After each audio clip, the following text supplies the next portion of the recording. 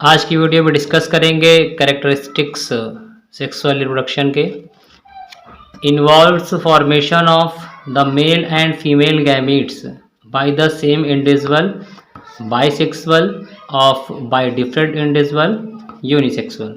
तो जब इन्वॉल्व हो, क्या इन्वॉल्व हो, mail and female gamete involve हो और वो फॉर्मेशन करें, बनाए एक नए ऑर्गेनिज्म को, और ये जो प्रक्रिया होगी सेम इंडिविजुअल से हो रही, यानी बाइसेक्सुअल है, यानी कि कोई एनिमल या प्लांट है और उसमें मेल फीमेल दोनों पार्ट्स पाए जाते हैं। जैसे हम फ्लावर में बात करें गुड़हल की, तो गुड़हल में मेल और फीमेल पार्ट दोनों एक साथ मिल जाते हैं, तो वो बाइसेक्सुअल फ्लावर है।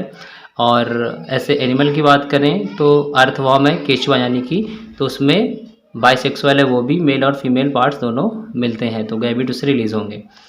तो मेल और फीमेल गैमीट्स आपस में फ्यूज़ हो करके किसी इंडिविजुअल को बनाए, यानी बाइसेक्सुअल के थ्रू बनाए, या डिफरेंट इंडिविजुअल हो, जैसे ह्यूमन है तो मेल अलग होता है फीमेल अलग होता है, तो उन दोनों के गैमीट्स अलग अलग बॉडी में होते हैं, तो इसको यूनिसेक्सुअल कहते हैं। तो चाहे इसके थ्रू किसी ऑर्गेनिज्म का फॉर्मेशन हो, बेबी का बनना हो, तो ये रिप्रोडक्शन में है। Male and female gametes on fusion form zygote.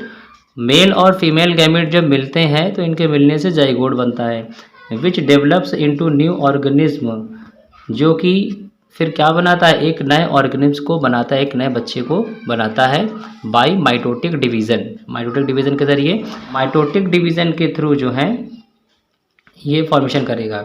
It is an elaborate complex and slow process in comparison to asexual reproduction.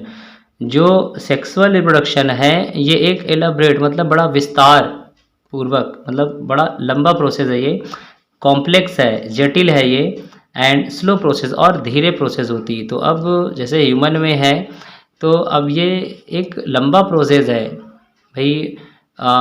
लंबा प्रोसेस का मतलब है कि इसमें काफ़ी समय लग जाता है, 9 मंथ का लग जाता है टाइम, एक ह्यूमन की बात करें एवरेज में, तो इसमें टाइम ज़्यादा लगता है और धीरे धीरे होता है प्रोसेस, तो धीरे धीरे डेवलपमेंट हो रहा है बेबी का।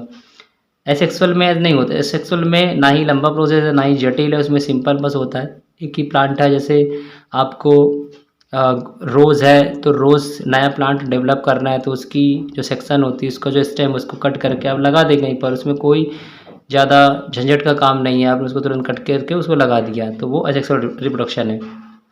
Sexual reproduction involves genetic recombination और variations offerings are not identical to the parents. जो सेक्सुअल रिप्रोडक्शन के ज़रिए बनते हैं नए ऑफस्प्रिंग मतलब संतानें, उनमें वेरिएशंस होता है, मतलब वो सेम नहीं होती, उनमें कुछ न कुछ नए कैरेक्टर डिफरेंट चीज़ें आ जाती हैं। तो किसी भी इंसान की जो 4 संतानें हैं तो वो सभी सेम नहीं होंगी, ना ही देखने में ना ही जेनेटिक फॉर्म में।